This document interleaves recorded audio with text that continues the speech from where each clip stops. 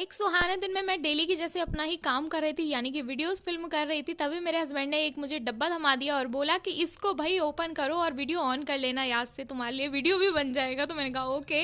वैसे इसका साइज देख के मुझे पता लग गया था कोई इसके अंदर फुटवेयर ही निकलने वाला है, बट ये एक्सपेक्टेड नहीं था।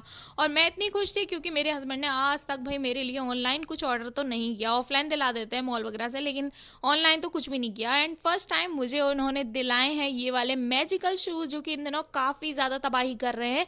और ये देखो वाइट इन कलर में है। इसका साइज़ मेरे लिए काफ़ी बड़ा आ गया था, तो मैं इसको एक्सचेंज करूंगी। एंड ये देखो धूप में जाने के बाद इंस्टेंटली कलर चेंज हो गया। तो उसकी क्वालिटी को मैं रेट करूंगी 8 आउट ऑफ 10। तो आप ट्राई कर सकते हो, फन के लिए मस्त है वैसे तो।